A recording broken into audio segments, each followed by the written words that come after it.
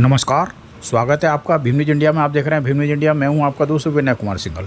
कांग्रेस प्रवक्ता ex army person अवसर ने दिया देखिए प्रेस और कॉन्फ्रेंस में क्या कहा। इस बात का भी कि मैं ये प्रेस कॉन्फ्रेंस अपनी पार्टी की प्रवक्ता के रूप में तो करूंगी ही, लेकिन भारतीय सेना में 24 वर्ष की कमीशनिंग सेवा देने के बाद मैं ये प्रेस कॉन्फ्रेंस उस लिहाज से भी करूंगी।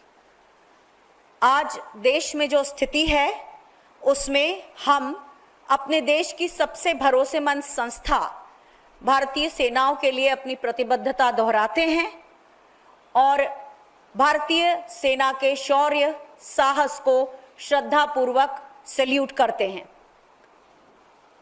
कल 9 मई को ऑनरेबल सुप्रीम कोर्ट का निर्देश महिला अधिकारियों के पक्ष में आया, जिसमें शॉर्ट सर्विस कमीशन महिला अधिकारी जो पेटिशनर थी उनको अगली सुनवाई तक सेवा में बहाल करने के लिए सुप्रीम कोर्ट ने कहा है।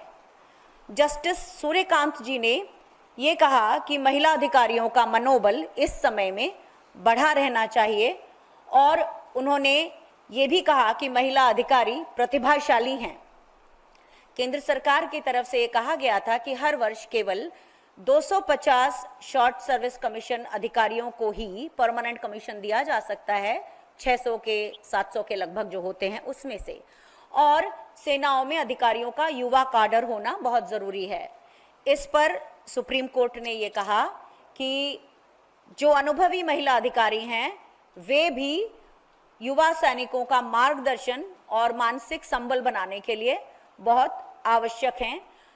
ये फैसला ऐसे समय में आया है जब हम पिछले 3 दिनों से महिला अधिकारियों को बहुत संयत, बहुत सधे हुए तरीके से और बहुत गरिमा के साथ अपने देश का पक्ष रखते हुए देख रहे हैं। माननीय सुप्रीम कोर्ट का ये फैसला महिला अधिकारियों के लिए उम्मीद की किरण है और ये permanent commission Babita Punia versus government of India case के कारण संभव हो सका। मैं खुद इस केस की एक बेनिफिशियरी रही हूं।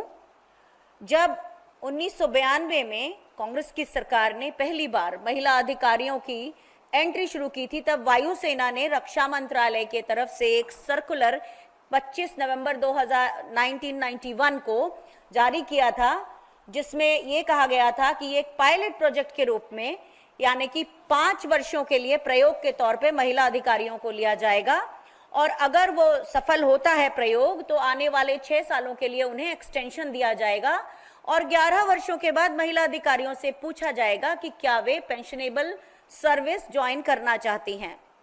1999 से 2004 के बीच में जब बाकी सरकारी नौकरियों में ओपीएस खत्म हुआ, उसी समय महिला अधिकारियों का ये जो पेंशन के लिए विकल्प देने की बात थी वो भी खत्म हुआ। आगे चलकर 2007 में विंग कमांडर अनुपमा जोशी और स्क्वाड्रन लीडर रुखसाना हक ने पहले ये केस कोर्ट में दायर किया और उसके बाद थल सेना की भी महिला अधिकारियों ने इस केस को साथ में फॉलो किया और 2009 के बीच में आते आते सारे केस क्लब करते हुए 14 दिसंबर 2009 को दिल्ली की हाई कोर्ट ने ये केस फैसले के लिए सुरक्षित कर लिया। जब कोर्ट खुली तो 12 मार्च 2010 को कोर्ट का महिला अधिकारियों के पक्ष में निर्णय आया, लेकिन चूंकि भारतीय वायुसेना का केस एक मिनिस्ट्री ऑफ डिफेंस के सर्कुलर से फॉर्मली प्रोटेक्टेड था, इसलिए उनका केस ज्यादा मजबूत था। इस दौरान हम करीब 15 महिला अधिकारी 23 मार्च 2010 को राहुल गांधी जी से अपनी वकील सुश्री रेखा पल्ली जी के साथ मिले और उन्होंने हमें आश्वासन दिया कि केस के मेरिट पर वो हमारा केस जरूर रक्षा मंत्रालय के सामने रखेंगे। चूंकि भारतीय वायुसेना की महिला अधिकारियों के केस के ऊपर एक पॉलिसी लेटर इशू हुआ था, तो मेरे जैसी 23 महिला अधिकारियों को तभी परमानेंट कमीशन मिल गया था, लेकिन सेना में इस तरह का कोई पॉलिसी लेटर नहीं निकला था, तो Babita Punia versus government of India case की बाकी महिला अधिकारियों को सुप्रीम कोर्ट में अपनी लड़ाई आगे के 10 सालों तक लड़ना पड़ी। नौसेना की महिला अधिकारियों ने काफी बाद में जाकर कोर्ट में अपनी परमानेंट कमीशन की लड़ाई लड़ी। तो सेना की महिला अधिकारियों में, जिनमें हमारी कर्नल सोफिया कुरैशी भी शामिल हैं, इनको 2020 के निर्णय से पेंशनेबल सर्विस मिली और नौसेना के अधिकारियों को उसके अगले साल। लेकिन ये उन्हीं सबको मिला जो अपना केस कोर्ट में लड़ने गई। कल जो सुप्रीम कोर्ट का निर्णय आया है बहुत राहत देता है, जिसमें आज जो हमारे देश का माहौल है उसमें महिला अधिकारियों को भी उनका मनोबल बढ़ता है। और ये भी हुआ है कि 2006 के बाद कुछ अच्छी बातें हुई, लगातार पॉलिसीज बदली। 2.5 साल पहले महिला अधिकारियों को एनडीए के रूट से भी एंट्री मिली है, यानी कि हम सोच सकते हैं कि आज से लगभग 30 सालों के बाद हम एक या एक से अधिक सेनाओं में महिला सेना अध्यक्ष देखेंगे। और जो रूट सीडीएस का रूट पुरुष अधिकारियों के लिए खुला है, उसी तरह की जो स्पेशल एंट्री की स्कीम थी उससे महिला अधिकारी आती थी, तो वो रूट अभी शायद धीरे धीरे करके उसे रिकंसिडर किया जा रहा है। तो इस समय पे जब सुप्रीम कोर्ट का ये निर्णय आया है कि महिला अधिकारियों को तब तक बहाल रखा जाए जब तक कि अगली सुनवाई अगस्त में नहीं होती, हम इसका बहुत स्वागत करते हैं। हम अपने देश की सेनाओं के साथ हैं और हमारे देश की सेना के सभी लोग जो तिरंगे को अपने खुद से ऊपर रखते हैं, उन सभी का हम श्रद्धा करते हैं, उन सबका हम सम्मान करते हैं और हर सैन्य कर्मी के शौर्य को हमारा सलाम है। तो ये आज का हमारा मुद्दा है। अगर आपके कोई इस पर सवाल हो तो हम आपसे लेना चाहेंगे, लेकिन इस मुद्दे पर ही।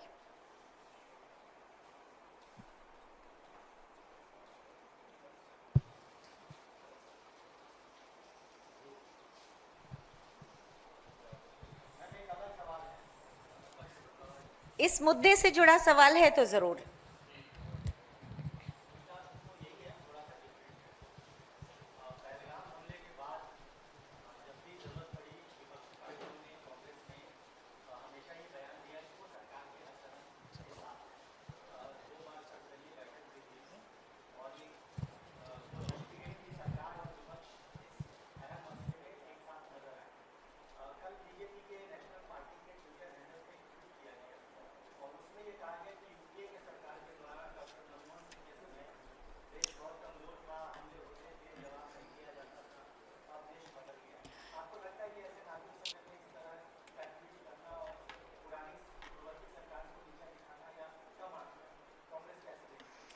कांग्रेस पार्टी का स्टैंड पहले दिन से बहुत साफ है।